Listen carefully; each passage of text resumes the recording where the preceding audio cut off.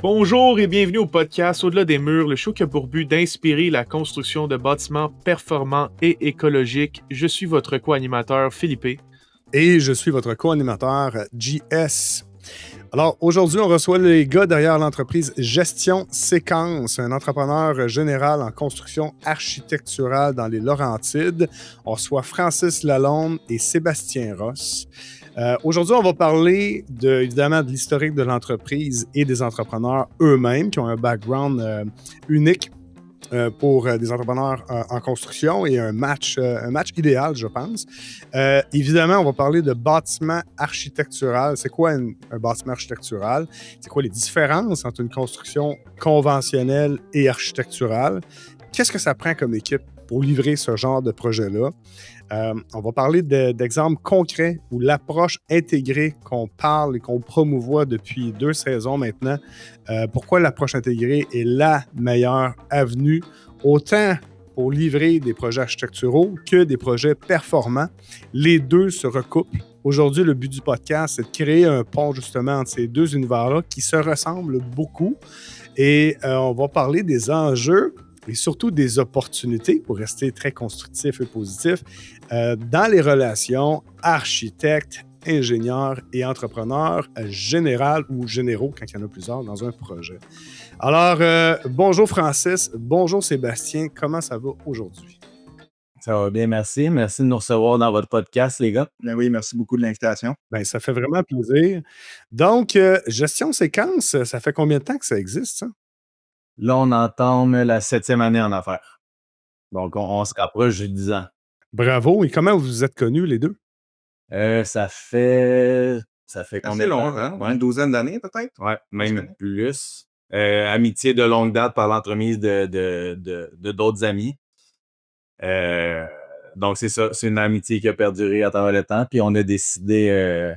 Non, je pense qu'on a réalisé à certains points qu'on avait des objectifs en commun, puis on a aussi fait notre cours entrepreneurial ensemble. Fait que je pense que de là est venue un peu l'idée euh, de créer un peu cette relation-là à faire le travail, puis c'est comme ça que tout a commencé. On dit souvent don't mix friend and business. Dans votre cas, ça marche bien, c'est ça? Ça a-tu renforcé votre amitié? Oui, ben tu sais, je pense qu'au début, ça faisait quand même un certain temps qu'on se connaissait. Sauf que ça reste que c'est ça. Je pense que quand on est rentré un petit peu plus là-dedans, là, on a commencé à s'intéresser aux mêmes choses. Puis je pense que ouais, on peut dire que ça l'a renforcé. Ouais. Cool. Ben, guys, en termes de l'entreprise, OK, vous avez fait plusieurs projets en termes, je dirais des projets plus architecturaux, des projets haut de gamme. C'est 2 fois des termes très différents là, qu'on utilise. En fait, on les utilise interchangeablement, là, mais y a-t-il une différence entre un projet architectural et un projet haut de gamme? Euh, je crois que oui. Pour décrire ça le plus facilement possible, je pense que le projet architectural, à la base, va être plus orienté vers la conception du bâtiment en termes d'esthétisme. Fait que il va avoir certaines caractéristiques au bâtiment qui vont le rendre différent, non conventionnel, si je peux dire un peu. Tandis que le bâtiment haut de gamme peut avoir un look, un esthétisme qui va être plus conventionnel, mais va quand même avoir des matériaux qui vont constituer le bâtiment, tu sais, qui vont être de plus haute gamme, plus performants, des choses comme ça. Donc, je pense qu'on peut le séparer sur cet aspect-là, mais ça ne veut pas dire qu'un ne peut pas être l'autre nécessairement. Parce que du haut de gamme n'est pas nécessairement architectural. Exact. Parce si on prend, par exemple, des quartiers dans le coin de Mirabel, tu as beaucoup de constructions haut de gamme, mais ça reste c'est des structures assez conventionnelles, qui n'ont pas de détails architectural ultra complexes, comme on peut voir dans certains de nos projets avec qui on fait affaire différents architectes, qui va avoir des détails de structure vraiment plus poussés qu'on n'est pas habitué de voir dans du plus conventionnel, disons. Comme quoi, mettons, c'est quoi les différences architecturales que tu vas voir sur un plan d'un architecte qui s'est dit, OK, moi, je vais créer quelque chose de différent? Ben, moi, je pense que si tu regardes tout dépendamment selon l'architecte qui va l'avoir fait, tu sais, je pense qu'il y a les architectes s'expriment à travers les bâtiments qu'ils vont créer. Les autres, ils peuvent être influencés par différents architectes antérieurs qu'il y a eu, se donner un certain style. Donc, c'est sûr qu'un bâtiment architectural va nécessairement être, je pense qu'il va être à l'extérieur des paramètres de base qu'on imagine un bâtiment conventionnel, c'est-à-dire le petit saltbox avec le toit à deux pans. Ça va être la construction un peu plus conventionnelle. Quand on rentre dans l'architectural, là, on va tomber dans des toits plats, des grands débords de toit ou peu de débords de toit. Les fondations en courbe. Exactement, des fondations en courbe. On peut avoir un excès de vitrage. C'est beaucoup plus de vitrage que la maison standard, où on ne respecte pas nécessairement des proportions de la maison conventionnelle. Je pense que c'est surtout là qu'on va déterminer. Plus de défis structuraux, disons. Pourquoi la fondation en courbe serait plus difficile? Ben là, c'est un autre défi. On parle de coffrage complètement hors norme. Là, je veux dire, c'est pas un coffrage en ligne comme on est habitué de voir avec des panneaux standards. Fait que ça, j'ai donné cet exemple-là tantôt parce qu'on a reçu un projet récemment sur lequel on est en train de subventionner. Puis l'architecte, sur le plan, a mis un détail. Parce que la fondation, il va y avoir une partie qui va être apparente, donc qui est en courbe. On parlait de architectural versus haut de gamme. Ben, nous, dans nos pensées, c'est là qu'on voit une différence entre C'est une vraiment maison architecturale versus une maison haut de gamme. Là, c'est comme de dire, on pense à l'extérieur du petit saltbox avec le toit deux pans. Ben là, tu amènes une maison avec un tout autre genre où tu n'arrives pas de la même manière à la maison, pas sur le même niveau, où ça s'étale sur plusieurs niveaux, tu as une partie de fondation qui est apparente, qui est en courbe. C'est le genre de choses que tu ne vois pas dans les projets, tout simplement, qui sont faits ici, à cause de la technique puis aussi à cause du coût que ça engendre. Comment ça fonctionne? Quelqu'un veut vous engager, il doit-tu arriver avec son plan? Est-ce que c'est l'architecte qui vous contacte? Comment ça fonctionne? il y a différentes avenues. Je veux dire, ça arrive que le client va nous approcher, il va avoir ses plans en main, prêts à construire, émis pour permis. Il y a d'autres situations où le client va nous approcher avant même d'avoir ses plans. Donc, il y a différentes situations possibles. Ça dépend d'un cas à l'autre. Mais je vous dirais que plus souvent qu'autant, quand le client nous approche, il est déjà bien entamé dans son projet. Il a les plans d'architecte.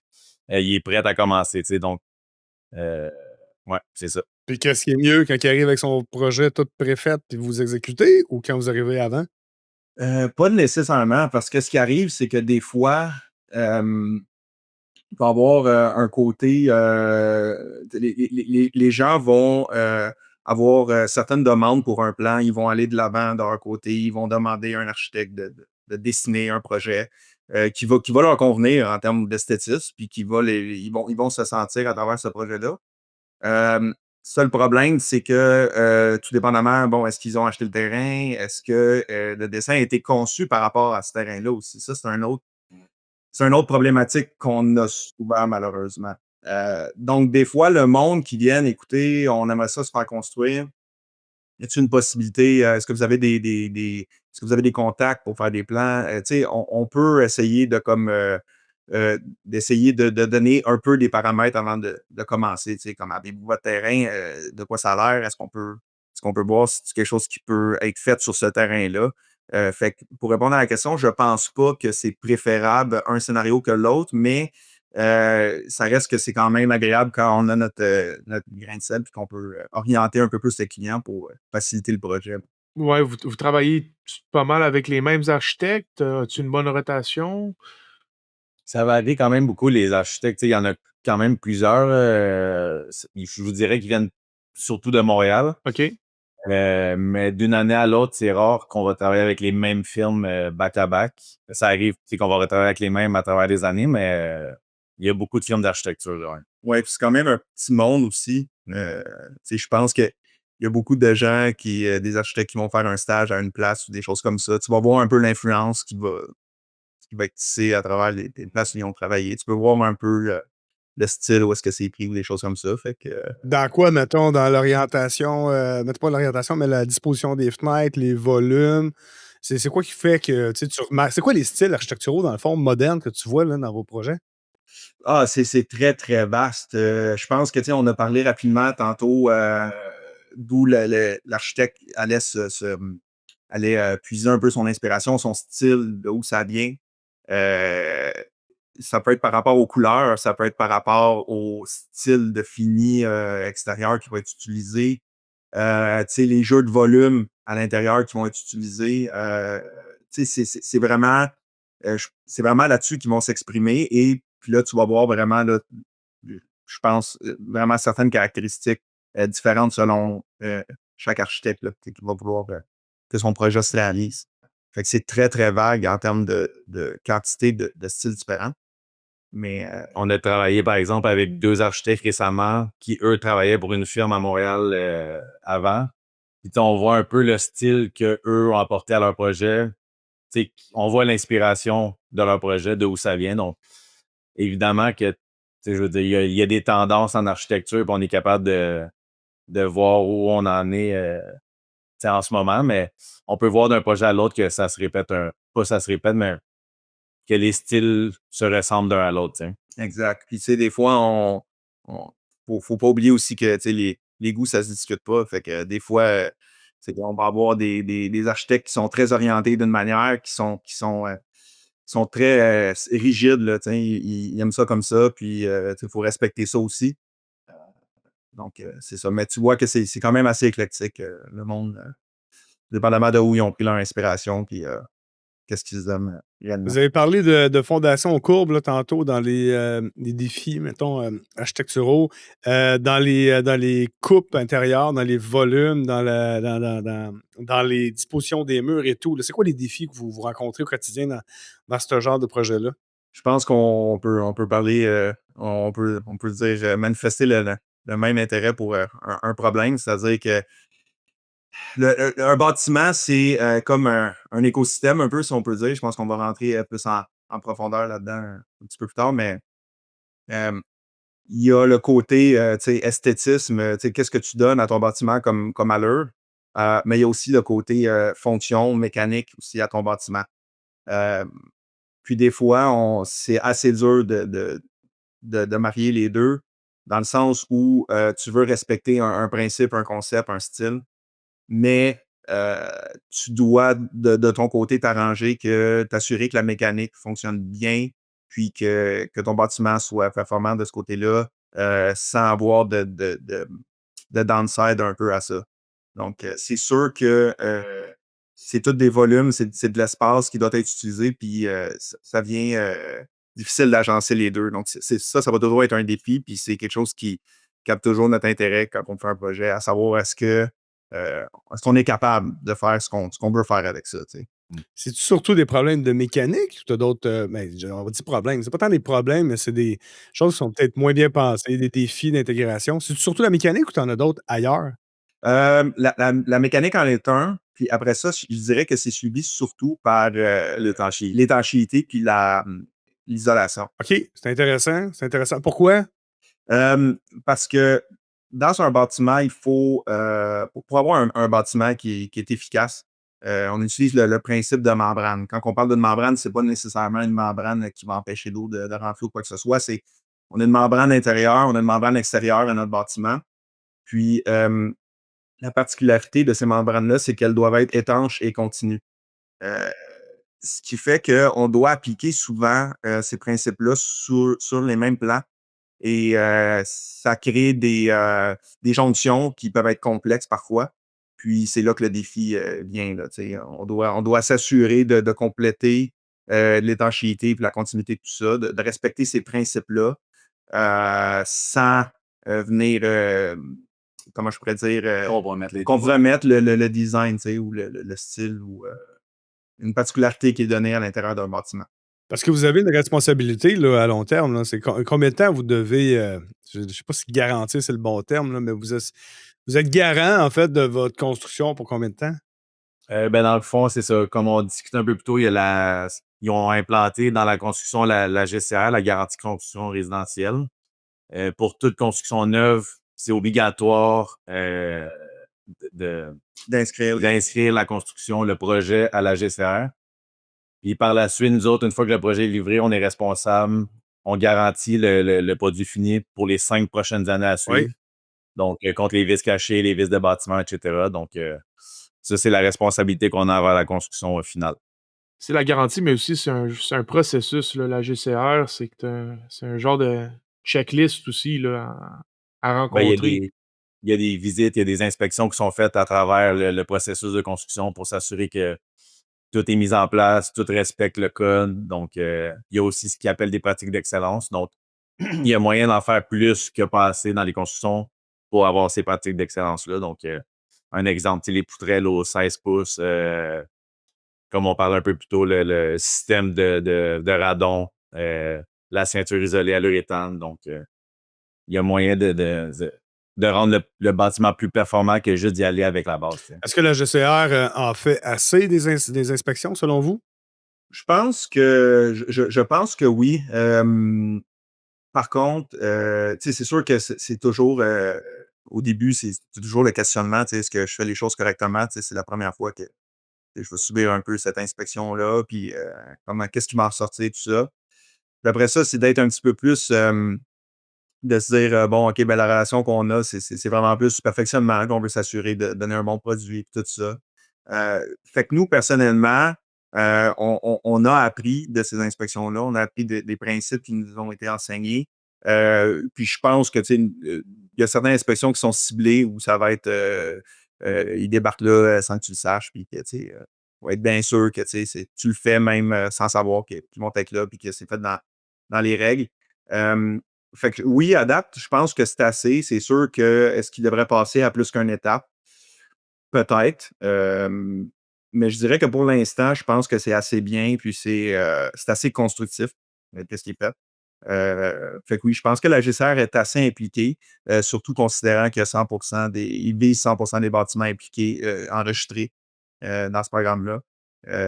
Mais oui, je pense que c'est sûr, il peut toujours avoir plus d'inspections pour perfectionner. Puis peut-être qu'il y a du monde aussi qui ferait moins d'erreurs ou tirer des principes qui seraient plus respectés, mais je pense qu'en général, c'est suffisant, là, leur Par implication. exemple, disons, dans un projet, là, dure un an et demi, combien d'inspections vous allez avoir environ? Une, maximum 2. Oh Ouais, boy, généralement, OK. généralement, OK. ça va être deux. Ouais. Ça va être deux. On en a une avant de fermer l'extérieur, là, on n'a pas ce terme-là, c'est-à-dire avant d'appliquer la finition extérieure, Oui, s'assurer que la membrane extérieure, il n'y a plus de percement, tout a été vérifié, tout est étanche. les Puis solins après ça, aussi, hein? exactement. Puis après ça, il y a celle de l'intérieur, là, c'est-à-dire tu sais, avant de fermer le gyps en intérieur, de faire la finition, s'assurer que, tu sais, il n'y aurait pas des red flags là, par rapport à ça. Puis, La GCR, en fait, à chaque année, elle sort une genre de liste des 10 éléments les plus, qui ont le plus de callback, là, justement, dans leur garantie. Puis des problèmes, disons, de solin puis d'étanchéité, c'est pas mal toujours le top 2. T'sais, gérer l'eau, c'est toujours le plus important. Ensuite, gérer les infiltrations aussi, c'est super important. Puis on parle de coûts quand même assez grands. Peut-être pour des solins, c'est quand même plus simple à les remplacer, là, mais les problèmes de membrane, c'est des coûts toujours quand même élevés. Fait que c'est important de faire ces inspections-là. Mais quand même, si on compare ça du côté ontarien, là, il y a beaucoup moins d'inspections à ce niveau-là. Je crois que la GCR, c'est déjà un bon début là, pour la construction neuve au Québec. Là. Je trouve ça très, très, très important. Puis vous êtes aussi, si j'ai vu, là, vous êtes niveau AA là, au niveau de la GCR. C'est quoi les différents grades qu'ils donnent? Pourquoi vous avez une lettre AA? Ben, dans le fond, la manière qu'eux ils évaluent ça, c'est qu'ils regardent le côté finance de la compagnie. Donc, à chaque année, non, excuse-moi, c'est pas à chaque année, c'est aux 3 ans, on doit fournir les états financiers de la compagnie pour voir justement les performances d'entreprise, à quel point on est solvable, etc. Puis, ils se basent aussi sur les inspections qui ont été faites sur les projets antérieurs. Tu sais, s'il n'y a pas de defect ou si justement il y a plusieurs pratiques d'excellence, ben là, c'est comme ça qu'ils décident de la cote qu'ils accordent à chaque entrepreneur. Donc, à travers les années, quand tu démontres que tu es un entrepreneur responsable, ils te donnent le titre de AA. Exactement. oui, puis tu sais, si tu es quelqu'un qui est ouvert au principe, qui va se renseigner, tu sais, nous, à chaque année, on assiste, c'est en automne, je pense, ouais, on assiste à toujours une conférence parce que la GCR fait une tournée. Donc, tu sais, nous autres, on est présents, on se donne la peine, on va là, euh, on écoute ce qu'ils ont à dire, on écoute ce qu'ils nous présentent, ce qu'ils nous démontrent, les nouvelles techniques, les nouveaux matériaux. Donc, il y a beaucoup de changements de ce côté-là, mais si tu te dis, bon, ben, j'y vais, puis avec une bonne mentalité, puis mon but, c'est d'en apprendre puis d'être meilleur, ben, tu sais, c'est sûr que c'est très efficace, là. Oui, absolument. Parlant du mot efficace, on va rentrer dans l'efficacité et la performance. Mettons par rapport à la GCR, si vous choisissez de faire je sais pas, de couper les ponts thermiques sur votre isolation extérieure, est-ce que c'est encouragé par la GCR? Est-ce que tu vas avoir une meilleure note ou ils vont juste faire OK, ben, tu as respecté au moins une affaire? Est-ce que tu peux se dépasser et mériter, c'est peut-être pas le bon terme, là, mais est-ce qu'ils vont encourager le fait de se dépasser ou amener ça ne sert plus à rien, selon le point de vue de la GCR actuellement? Ben oui, ils ont une liste de pratiques d'excellence, puis les ponts thermiques, ça rentre pas dans ces pratiques-là encore. Tu sais, je pense que niveau performance du bâtiment, ils sont pas encore là, la GCR. Eux, ils vont plus se concentrer sur l'étanchéité. Ben, ouais. Ils regardent l'étanchéité de la fondation. Par exemple, ça fait partie des pratiques. S'il y a une membrane sur la fondation, sur la toiture, etc., comme on parlait un peu plus tôt. Mais c'est pas poussé plus que ça, je dirais, là. Je pense que, tu sais, parce qu'on en voit quand même quelques-uns, puis ça vient un petit peu, ça vient un petit peu en lien avec ce que Philippe disait, c'est que, tu sais, ils vont, comme il y a un point où ils vont te donner une pratique d'excellence si tu as un drain français fait BNQ. en BNQ rigide, perforé. Euh, donc, tu sais, on s'entend qu'il y a moyen de faire aussi efficace avec un drain français standard, mais je pense qu'en mettant ce matériel-là, tu viens un peu comme confirmer que tu prends l'évacuation des eaux sur tes fondations à cœur, puis tu mets un matériel qui est plus performant, puis tu t'évites peut-être d'avoir des problèmes ou des réclamations futures. Donc, il y a quand même ça de ce côté-là qu'eux autres vont encourager. Mais comme Sébastien dit, je pense qu'en termes d'isolation, c'est pas encore rendu à ce niveau-là, là, Le test dans la gestion. d'infiltrométrie, mettons, du bâtiment, est-ce que tu as un point supplémentaire si tu fais ça? Non? Non. Attends, oui, excuse-moi, il y en a un. OK. Ouais. Ça a été, je pense que ça a été instauré récemment, là, mais ouais, il y en a Ouais, un. parce que là, il en parle de plus en plus, puis je sais pas, hey, là, je parle complètement à travers mon chapeau, là. J'ai vraiment juste de vision de ce que je vois depuis 10 ans, 10-15 ans. Mais j'aurais tendance à me dire que le test d'infiltrométrie, s'il l'encourage, c'est pas tant pour l'efficacité que pour confirmer que ton bâtiment il est bien étanche au niveau pour l'infiltration, plus de l'eau, mettons, là. Je sais que le test d'infiltrométrie, c'est pour l'air, c'est pas pour l'eau, mais évidemment, si tu bien scellé, tu minimises les impacts dans tes murs. Est-ce que j'ai une piste de réflexion qui a de l'allure ou je suis dans le champ? Ben, je crois que c'est vraiment, comme je te dirais, c'est l'importance de tes couches, là. Ouais. Ta barrière à eau, c'est toujours ta plus importante. L'eau, c'est très dévastateur, là. Une infiltration d'eau, c'est super intrusif, disons. Puis les infiltrations d'air aussi. Après ça, c'est ta deuxième qui est quand même super importante à gérer. Après ça, tu sais, ta vapeur, puis ton thermique, ils viennent par après. Mais ils veulent vraiment se focusser sur les interventions qui vont être les plus chères, puis les Ben, plus, c'est parce que au Québec, on a les pires conditions en termes de météo pour construire, là, je veux dire. Tu sais, on oui, l'a vécu avec cet hiver, il neige, après ça gèle, ça fond, ça gèle, ça fond. Fait que, tu sais, ça vient créer des ponts sur les toitures, puis ça fait des dommages collatéraux, comme tu dis, Philippe. Puis nous autres, quand on construit, on dit toujours, on pense comme une goutte d'eau, tu sais, où la goutte d'eau irait sur le bâtiment. Fait que on essaie de rendre ça le plus étanche possible. Tu sais, à un moment donné, il y a un maximum qu'on est capable de faire, évidemment. Je veux dire, des fois, il y a des choses qui nous échappent, puis la glace fait des dommages qu'on n'aurait pas pu prévoir, mais c'est ça. C'est comme tu dis, Philippe, c'est l'eau. La GCR se concentre vraiment plus sur cet aspect-là, tu sais, au niveau du dommage sur les bâtiments. Puis après ça, ben là, ils commencent à instaurer d'autres pratiques, tu sais, comme tu disais, Jean-Sébastien, l'infiltrométrie et tout ça. Donc, Tu sais, on pointe on pointe. On met sous le spot en ce moment la GCR et le but, c'est pas du tout ça parce qu'ils font un très bon travail, puis c'est super essentiel d'avoir ce genre d'organisation-là pour s'assurer d'avoir une qualité, j'allais dire minimale, mais c'est plus que minimal, d'avoir une bonne qualité pour être capable de justement se différencier là, entre constructeurs. assurer la longévité d'un bâtiment aussi, déjà. Sauf que le bémol que je veux apporter, puis c'est un peu le but de ce podcast-là, puis de brasser un peu certaines affaires. Et je m'attends à me faire lancer des tomates, là. Mais on en parlait avec Rocket Construction dernièrement, dans un de nos podcasts.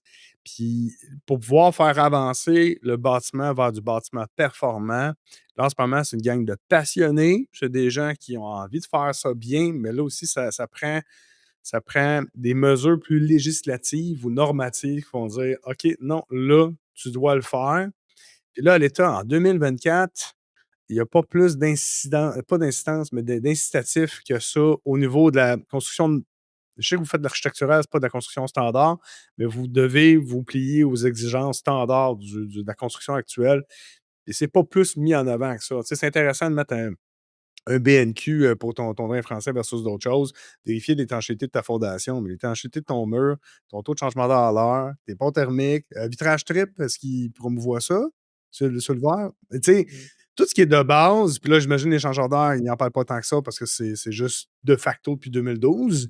Fait que tu vois, tous les principes de base de bâtiments performants ne sont pas plus encouragés que ça. J'ai l'impression que c'est. Ben, j'ai l'impression. Pensez-vous, je vais vous poser la question à la place de juste affirmer. Pensez-vous que c'est parce que les gens ne s'intéressent pas à ça ou c'est parce que puis je dis les gens, je parle de la construction, les constructeurs, là. Ou est-ce que c'est parce que vous en avez déjà trop ses épaules? Mais qu'est-ce que t'en penses? Moi, je serais prêt à dire, tu sais, on voit qu'il y a beaucoup d'incitatifs, tu sais, si on regarde, mettons, de la part d'Hydro, puis des choses comme ça, beaucoup d'incitatifs aussi pour aider à aller vers des énergies différentes qui vont, tu sais, si je regarde pour ce qui est de la géothermie, tu sais, tout l'avantage de tout ce qui est thermopompe et tout ça. Tu sais, je pense que c'est peut-être plus poussé un peu par des organismes un peu comme Hydro-Québec, tout ça, que la GCR ne fait pas. Mais c'est vrai que dans les faits, ça devrait être beaucoup, beaucoup plus instauré.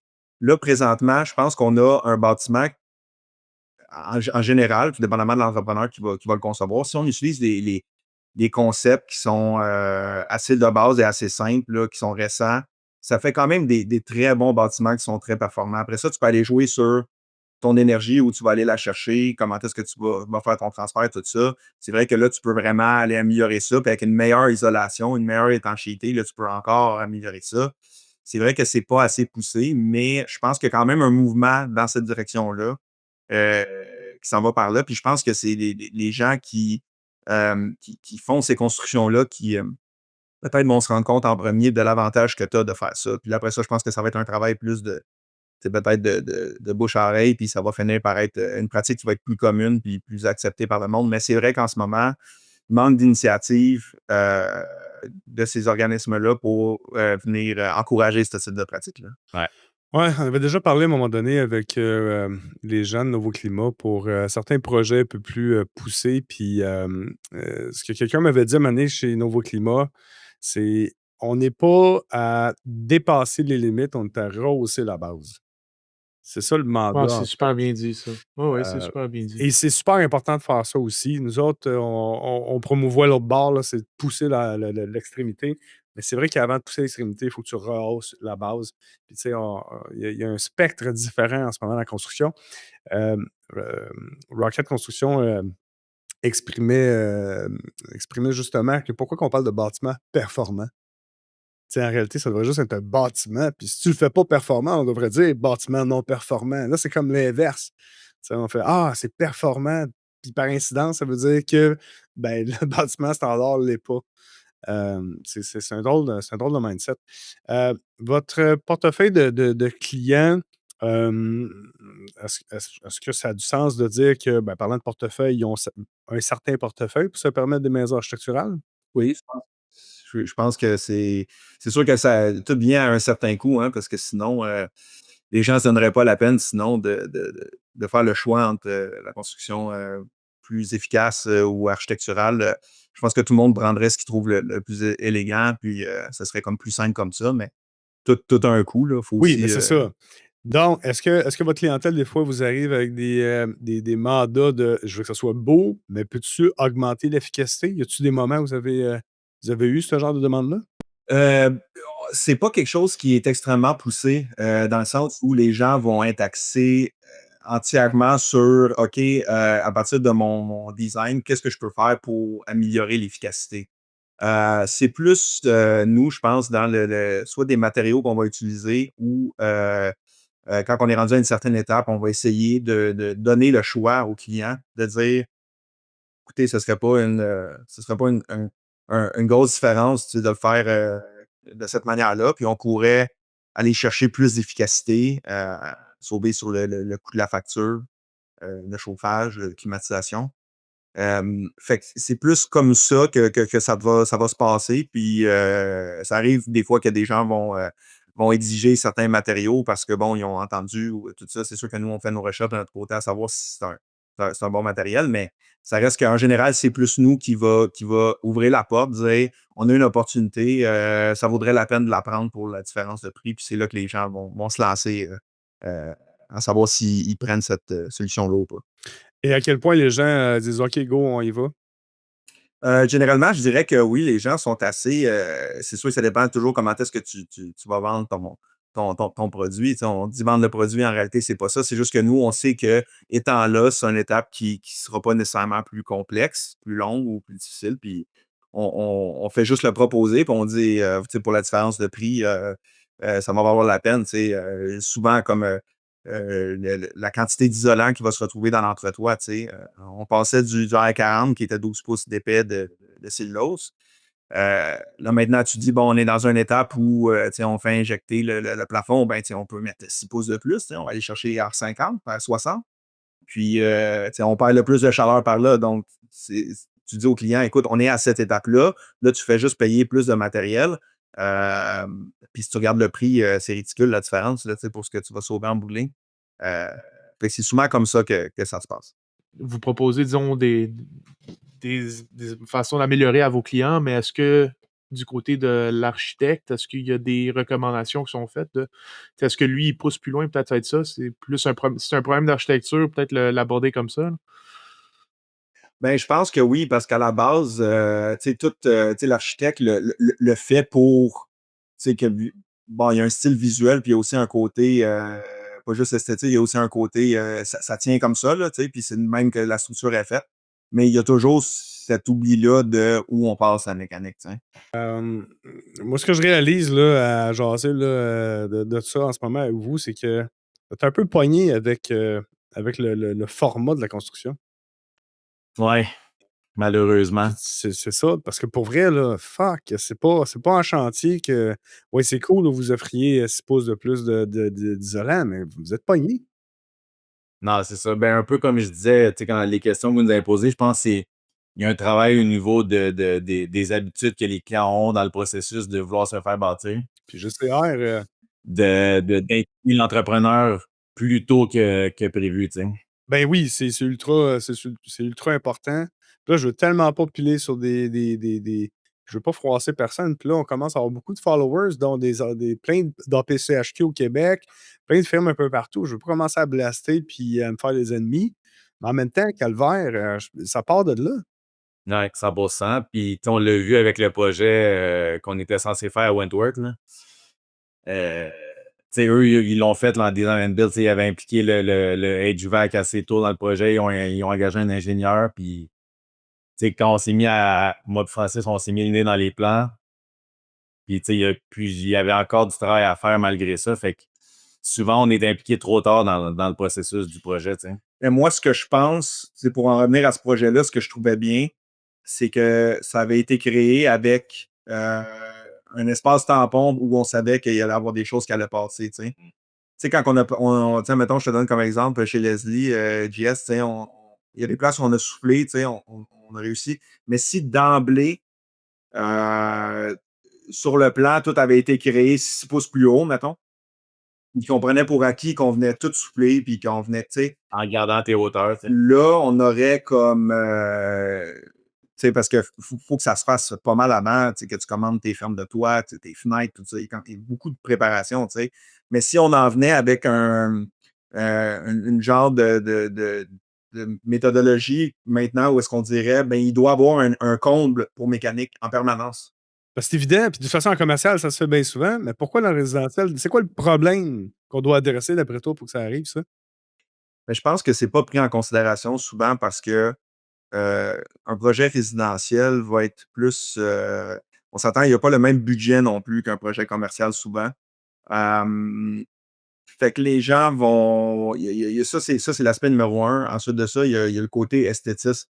Euh, Quand tu as certains styles à respecter, des fenêtres de plancher à plafond, tu sais, ou un extérieur où ça te prend une certaine hauteur en dessous, au-dessus de ta fenêtre, avec l'entretoit, avec les flammes de toit, tout ça. Tu sais, il y a quand même un ratio à respecter pour le style. Il y a quand même des choses qui peuvent être designées d'une certaine manière.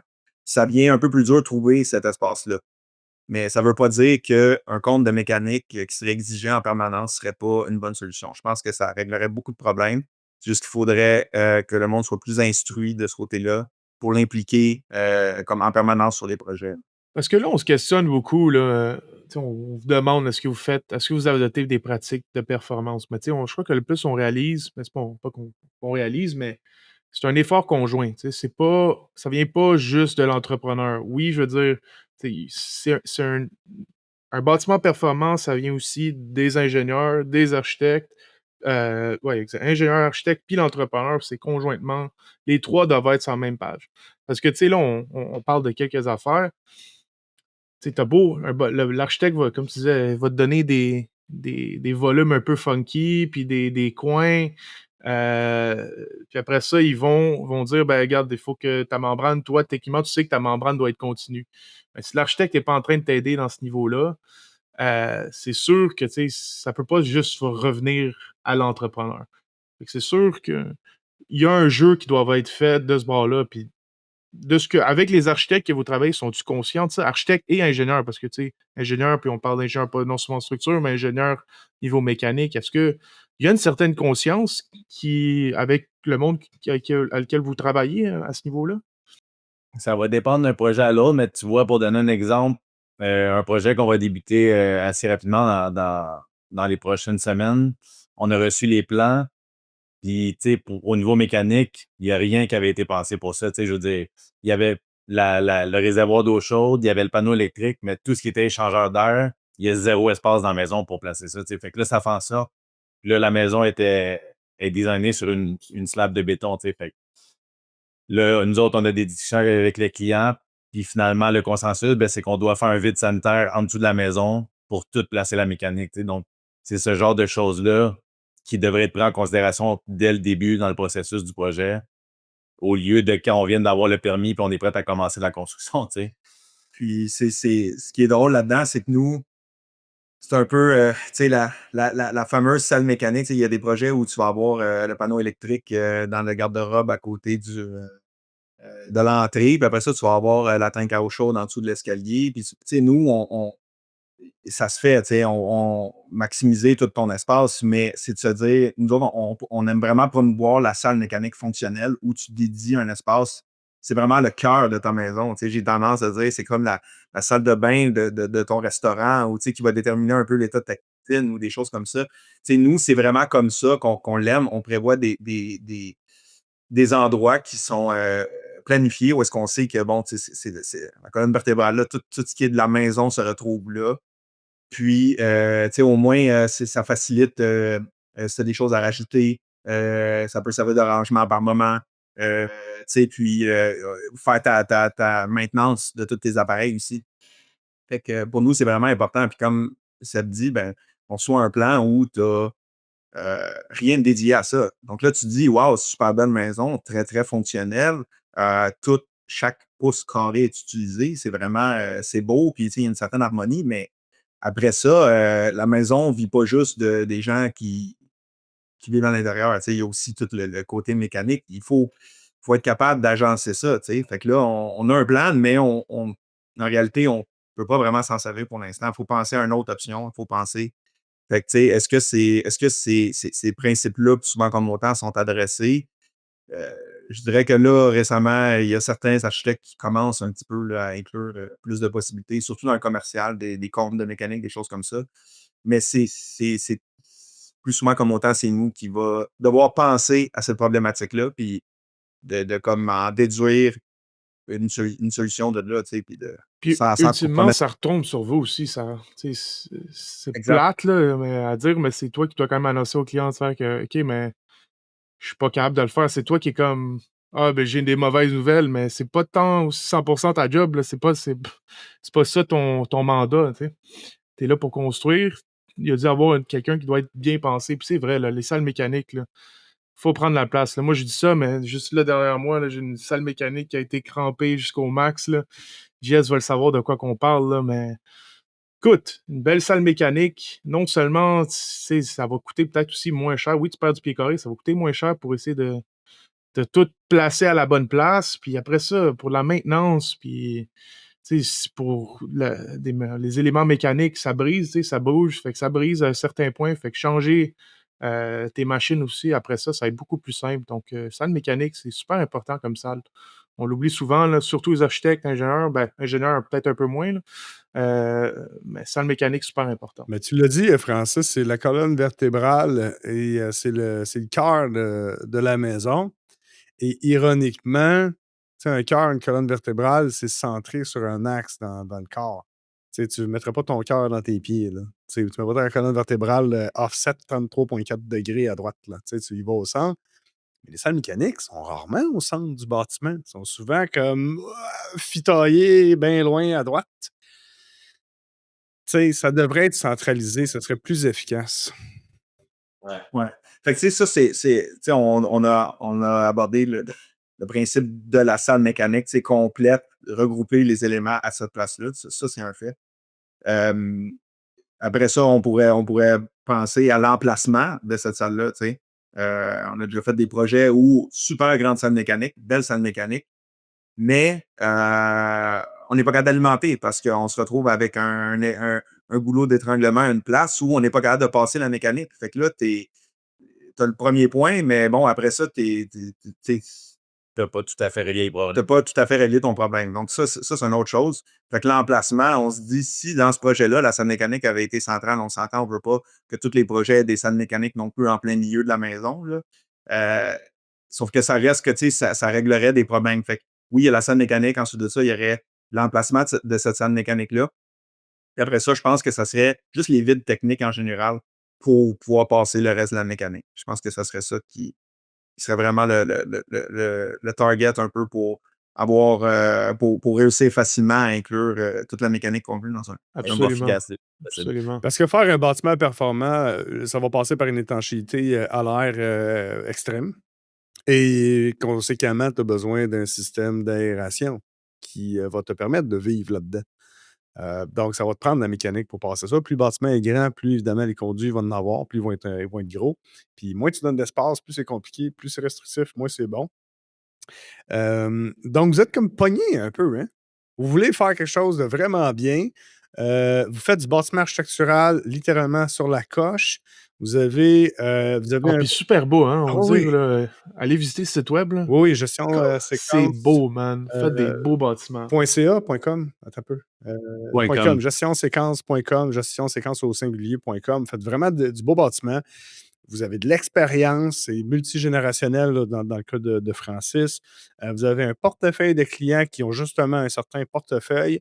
Mais malgré tout, plus qu'on parle depuis tantôt, plus on réalise, Colin, vous êtes pogné vous êtes en sandwich entre ce qui vous est apporté, puis après ça, vous devez exécuter.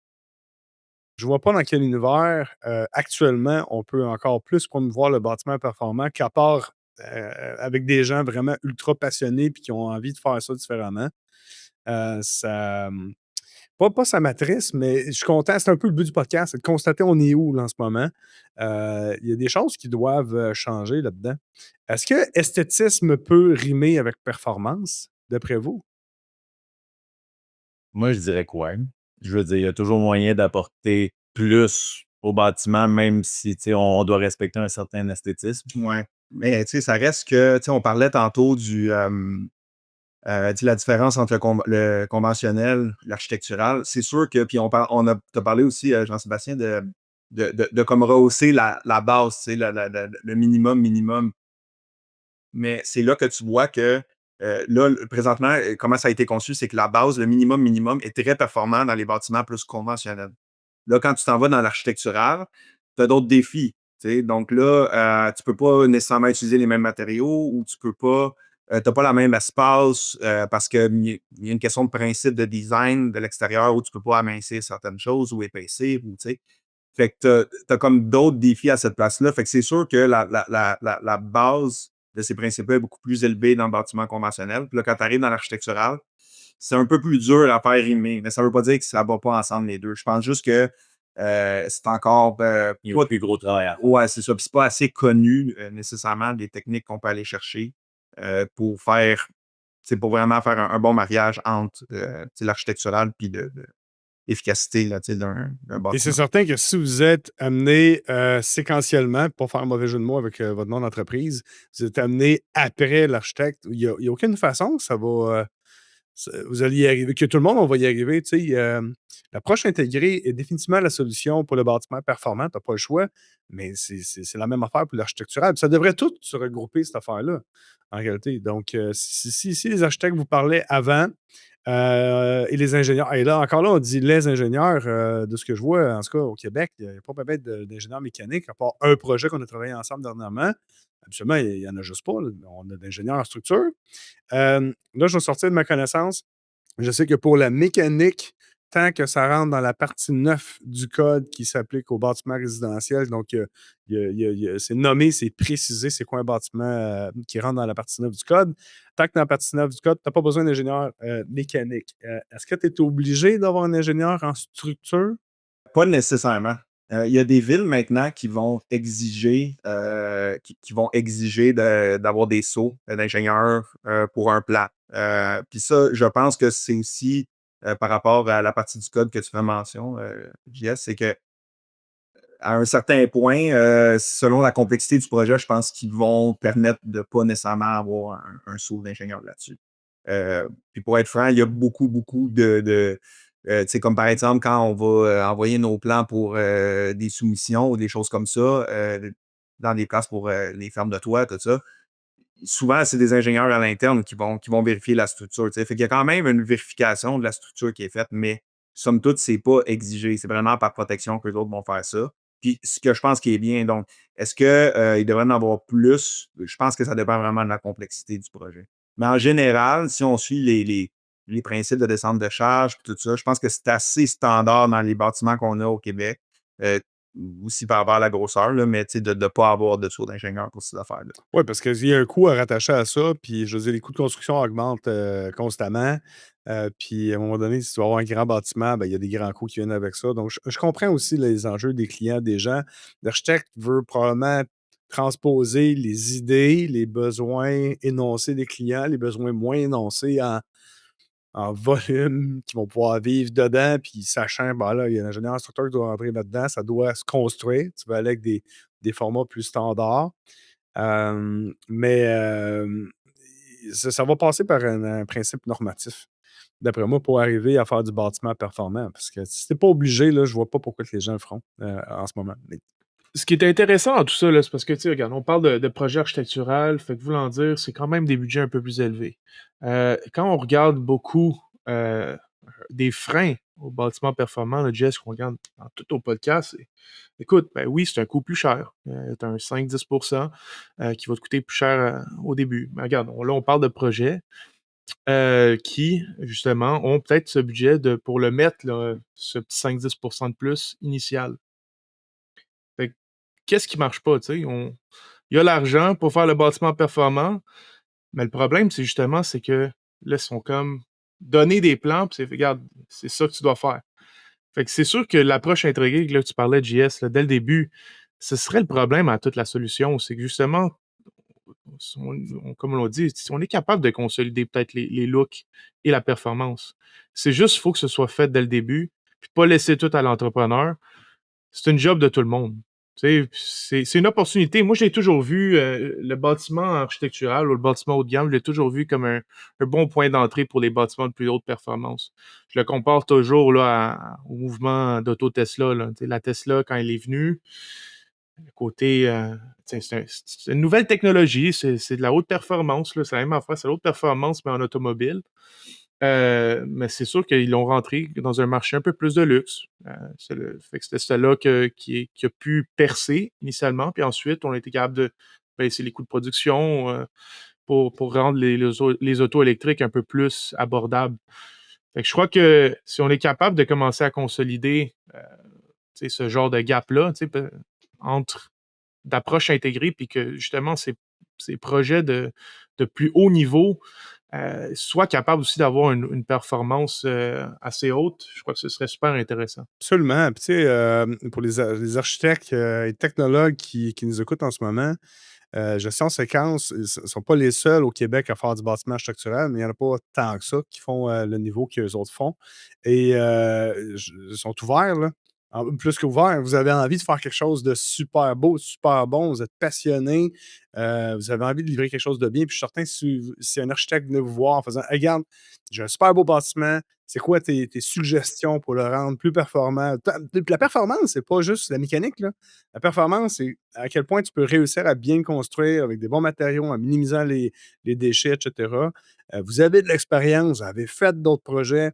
Je pense que les architectes qui sont à l'écoute en ce moment auraient tout intérêt à aller jaser avec des gars comme Francis et Sébastien avant même de livrer des plans. Vous le verriez, ça se ferait, là, dans le fond. L'architecte vous appelle, vous dit ah, ben, j'ai tel genre de terrain, le client veut tel genre d'affaires. Vous seriez capable de faire ça. Oui, tout à fait. Puis, tu sais, c'est sûr que, tu sais, on vient souvent mettre ça tout dans le même panier, mais tu sais, il y a beaucoup d'architectes qui vont vraiment analyser le terrain, qui vont vraiment analyser tu sais, les courbes de niveau, qui vont essayer d'orienter leur bâtiment tu sais, d'une manière tu sais, vers le sud pour capter de l'énergie. Tu sais, puis vraiment suivre les courbes de niveau, puis tu sais, pour que le bâtiment vienne s'ancrer dans le sol, tu sais, qu'il soit vraiment comme s'il avait poussé là, comme s'il avait toujours été là.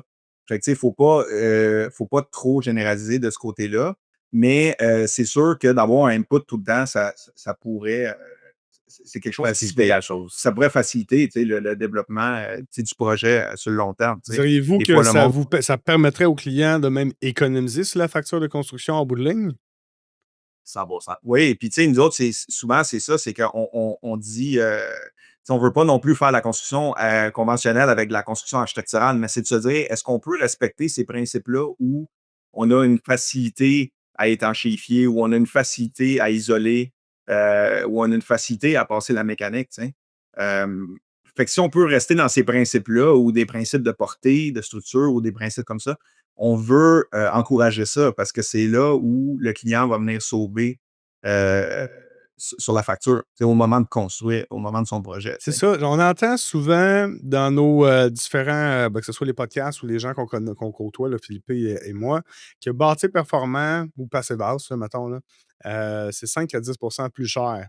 Puis là, tout le monde écarquille les yeux un peu, mais moi-même, en faisant que, OK, c'est vraiment vrai? Ce 5 à 10 là, mais là, je pense qu'il est vrai si on applique le principe d'approche D'approche intégrée. intégrée. Ben oui, Si tu le fais pas, exact. oublie ça, c'est même plus cher parce que tu te grattes la tête puis tu fais des solutions tu patches. Tu patches en projet.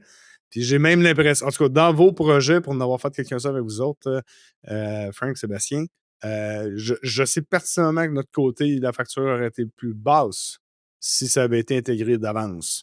Donc, je vois même une économie. Bon, à un moment donné, si tu mets du vitrage triple versus du vitrage double sur des fenêtres de 12 pieds de haut, ben, c'est sûr qu'il y a un coût supplémentaire. Mais si tu as pensé d'avance à d'autres étapes, ou même au niveau de la structure, je vois tellement d'affaires qui pourraient être améliorées au niveau de la structure. Ce serait le fun d'interviewer quelqu'un en structure, Philippe. Mais ceci dit, oui, je pense vraiment qu'on est capable d'y arriver à coût à 5-10 de plus, il ne faut pas faire un bâtiment performant juste pour le payback, parce que c'est plus, il y a du confort, il y a de l'esthétisme, tu veux faire quelque chose de vraiment beau, tu veux que ça soit bien, mais le 5 à 10 va se payer de lui-même.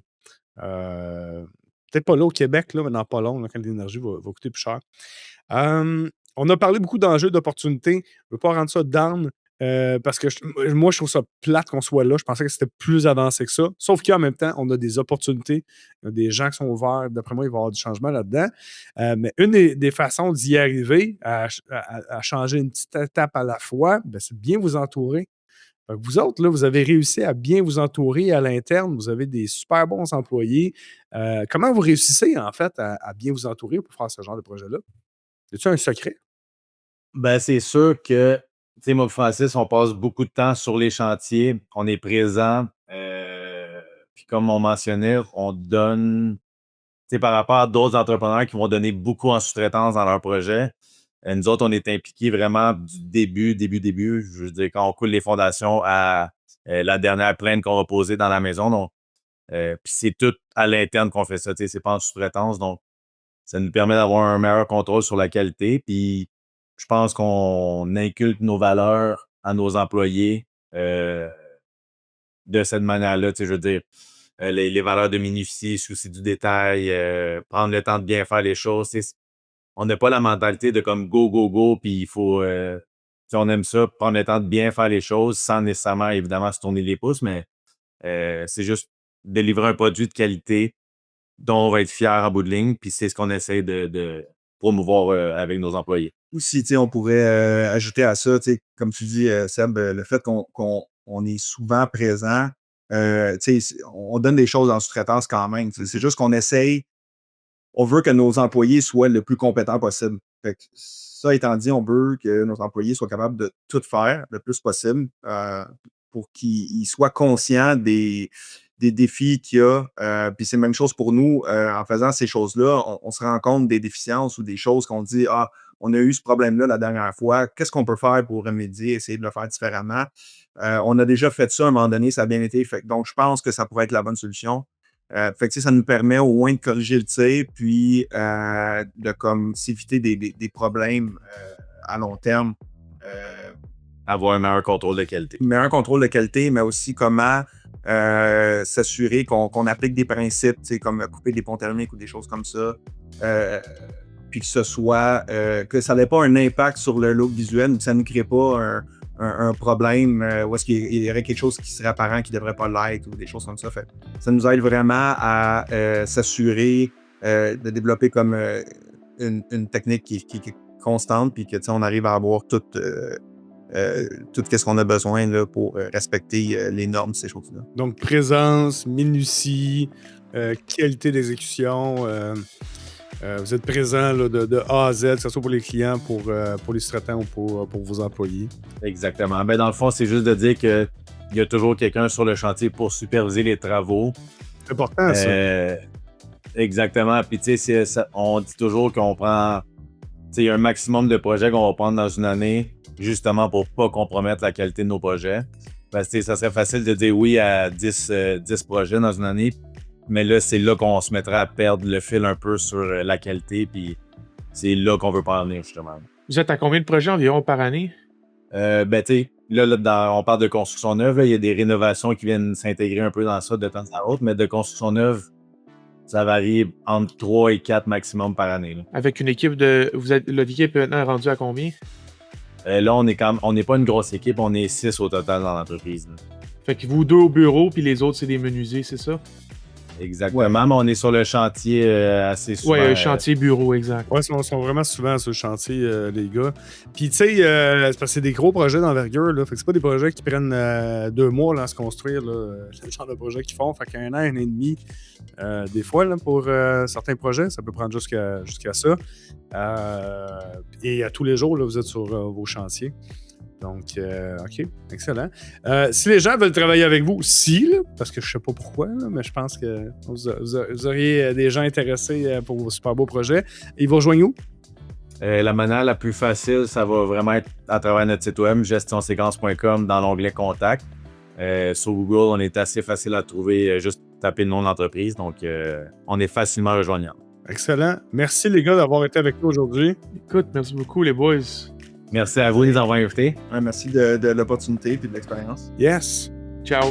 Merci d'avoir été des nôtres pour cet autre podcast d'Au-delà des murs. Et surtout, merci à notre invité pour avoir partagé ce beau moment avec nous. Rendez-vous sur notre site web addm.ca pour plus d'informations sur l'invité du jour. Réécoutez tous les podcasts sur Spotify, iTunes ou même YouTube et abonnez-vous pour ne rien manquer.